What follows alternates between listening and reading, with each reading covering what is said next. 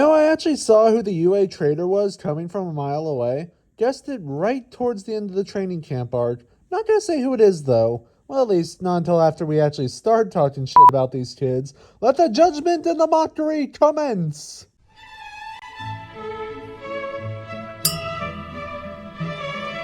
Hey there, party people. Welcome to Kramer Cafe. I'm Kramer. Let's get started. Apologies for taking so long making this video. I've been very busy with a lot of things between my day job, various writing projects, and obsessing over a brand new anime. Which anime was I obsessing over, you may ask?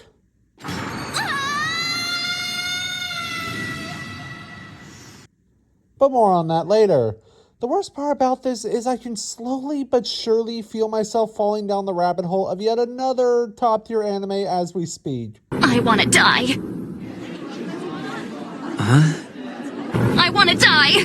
But more on that later. Anyway, let's not focus on my brain slowly rotting away due to high quality Japanese animation. For now, let's focus on high quality Japanese animation. Oh god, it's a never ending cycle, isn't it? It's time for us to continue the countdown of who the best members of Class 1A are. For those of you who missed my last video, we're ranking the members of Class 1A from worst to best based on objective rankings, taking into account characters' likability, quirk, and design. These three categories are scored on a scale of 0 to 5, then averaged out to get the final total score for each character. Understand? Alright, good. Let's get right into it then. Before we begin, a quick spoiler warning for all of you. This video contains major spoilers for My Hero Academia and will even go into pieces from the manga that have not yet appeared in the anime. If you're not cool with that, please stop watching here and go check out one of my other wonderful videos instead. Otherwise, let's get started. We left off in the last video at number 16, so coming in at number 15 on the countdown is good old Mr. Triangle Mouth himself, Hanta Sero. Sero actually scored surprisingly well in this YouTuber's opinion, with a total score of 2.6. I don't know why, but I honestly expected Sero to score way lower than this. It's not that I don't like the guy, it's just that, well, okay, it might be because I just don't like the guy. Anyway, let's check out the breakdown to see why Sero scored this well. Sero's likability was not that high at all, coming in at just a 1.0. Look, it's not that he's a terrible character. Far from it, actually. If Sero could just receive a little more focus, he'd easily score way higher. But considering he's gotten even less focus than characters like Sato and Koda, his personality just doesn't shine through all that much, and actually it comes off a little bland, hence the incredibly low score. But here's where Sero got saved from being in the bottom 5. His quirk and design scores. They were actually pretty high, with quirk coming in at 3.4 and design at a 3.6. His quirk is easily one of the most versatile and useful quirks in the whole class. It allows him to restrain enemies very easily, plus he can use it to swing around like Spider-Man if he wants to. Sero's quirk has actually come in clutch quite a few times, such as when he used it in conjunctions with Uraraka's anti-gravity quirk to help him, Uraraka, and Deku pass the provisional licensing exam. And of course his design score was high as well, thanks in no small part to his hero costume, which is honestly one of my favorites out of the whole cast. Just look at it! The helmet is shaped like a tape dispenser, which fits his powers perfectly. Plus, the weird shape his arms give off makes him much more recognizable even out of his costume. Once again, Horikoshi-sensei earns a AAA+ for character design. Top notch, my dude. Moving right along to number 14, this fella didn't even speak out loud until the end of Season 2. He's terrified of buds, but probably not more so than Present Mike after this fella was through with him. I am, of course, talking about Koji Koda. Koda's total score was only 1 point ahead of Sero's, coming in at a 2.7. His likability score was fairly middle of the road at a whopping 2.0, because while Koda is an incredibly likable character, he falls into the same trappings as characters like Sato and Sero, wherein he just gets outshined by the rest of Class 1A and doesn't really receive much focus. However, among this highly neglected trio of characters, Koda is arguably the one with the most well-developed personality and receives at least a little more focus than those two, hence why his likability is a bit higher than them. Then comes his quirk score, which is just barely higher than his likability at a 2.1. Look, talking to animals is a very good power, and I'm sure everyone and their mother would love to have it, if for no other reason than to be able to chat with all the good boys of this world. However, you have to admit this ability is incredibly basic. But that's not the only reason why his quirk score is fairly mid-ranged. The other major reason for this score is the fact that Coda doesn't really use his quirk to its full potential. I mean, he only really ever uses his power to control birds. Like, there are very few instances where he uses it on other animals, the main one that comes to mind being the time that he absolutely traumatized President Mike during the final exam arc. Seriously, I get that they had to find a way to pass the exam, but that's just going too far. You're probably wondering why Coda's overall score isn't lower considering these two scores. That's where we get to his saving grace, his design score, which comes in at a whopping 4.0. Coda's design makes him easily one of the most recognizable characters in the show. Just one small advantage of looking like one of the Coneheads from SNL. Guess Aoyama's not the only one from France. Yuck, yuck, yuck, yuck, yuck. Speaking of our favorite little French boy, Aoyama is number 13 on the countdown with a total score of 2.9. Now, to start off, I'll just say this. Aoyama's likability score was perhaps the most difficult to calculate out of the entire rest of the cast. Considering Aoyama turned out to be the UA traitor in the manga, it would be logical to give him an incredibly low score. However, I wound up giving Aoyama a total likability score of 2.7 for three reasons. 1. Aoyama being the UA traitor was not his choice. He was forced into that role by All for One and never actually wanted to betray his friends, only doing so because his family's safety was at stake. 2. After being unmasked as the traitor, Aoyama played a major role in the final war arc where he was integral at getting the hero's plan started so that All for One could ultimately be defeated and, for some bizarre reason, de-aged. And 3, the most important reason of all why Aoyama's likability score was much higher than what most people would probably say it should have been. He is an incredibly ridiculous human being, and I love him for that. Midoriya, I know. Jeez! How could you not love him after something like that? Moving right along to Aoyama's quirk score, this comes in at a 2.0. Aoyama's naval laser is actually a fairly powerful quirk. He can use it to propel himself over short distances, to light up areas quickly and easily for scouting purposes, and with moves like his naval saber, he can easily blast apart any foe in his way.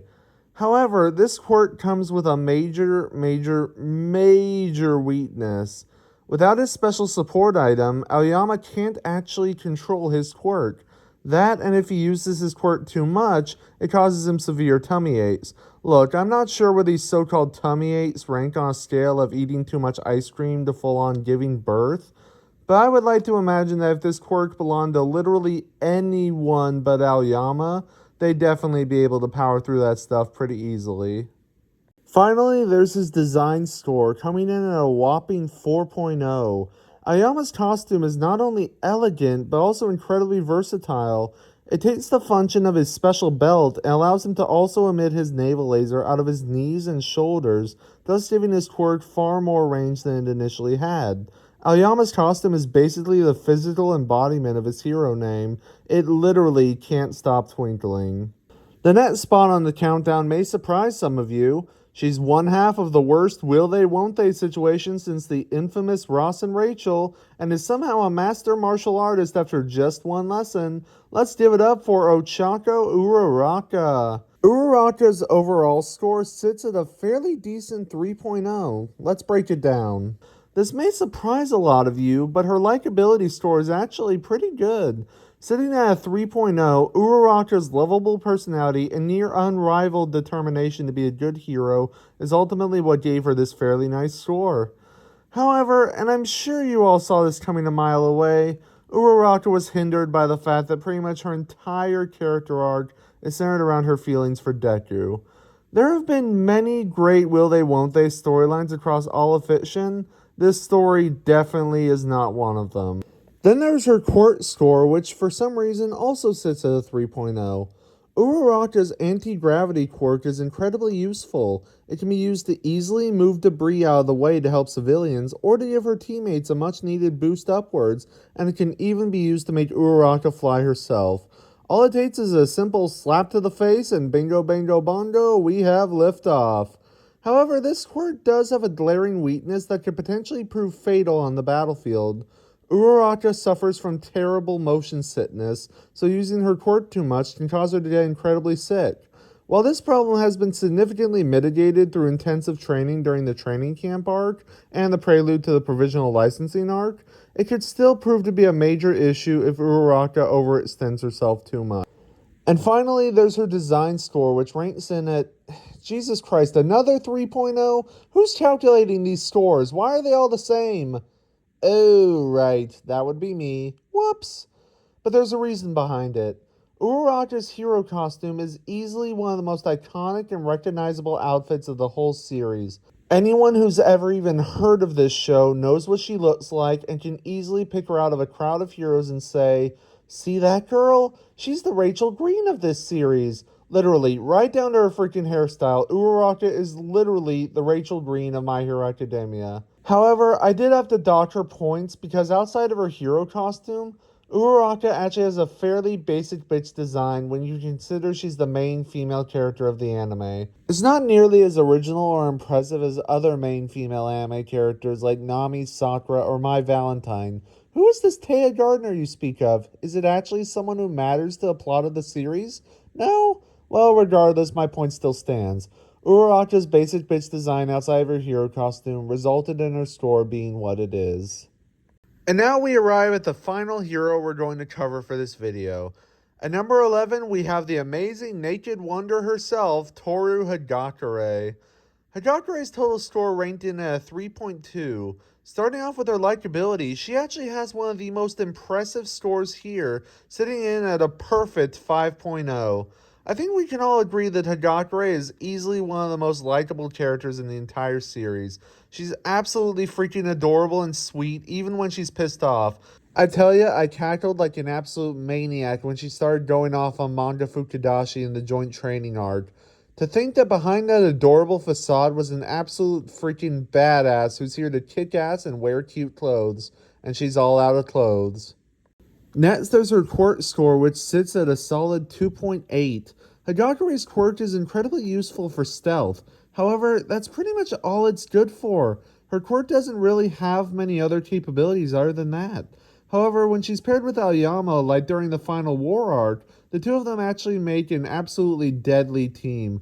It's for that reason why I decided to relent and give her a higher score than she probably should have had. And then there's what really set her back. Her design score, which was just a measly 1.9. The reason for this incredibly low score is simply because she doesn't really have a design. All Hagakure really is just a floating pair of gloves and boots. While having a character who's completely invisible 24/7 is certainly a cool idea, it's not really all that original and does cause a lot of problems for the character herself. I swear, I'm really surprised we didn't get more jokes from Mineta over the fact that there's a naked girl standing pretty much 3 feet away from him at all times. Talk about a wasted opportunity. And there you have it. We have numbers 15 through 11 of Class 1A all ranked in excruciating detail. Join me next time for numbers 10 through 6. If you agree or disagree with any of these rankings, feel free to tell me why in the comment section below. We're going to take a short break from ranking Class 1A for a bit, just so I can focus on other forms of quality content.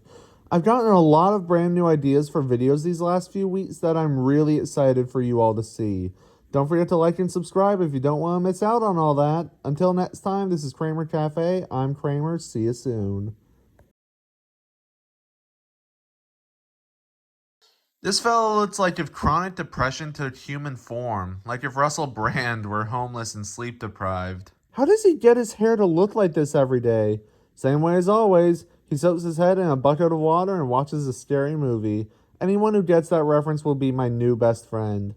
Look guys, it's OnlyFans the superhero, followed by Pornhub the superhero. Wait, my bad. It's actually To Catch a Predator the superhero, considering she frequently gets aroused by 15-year-olds. This guy's a real blockhead, huh? Yeah.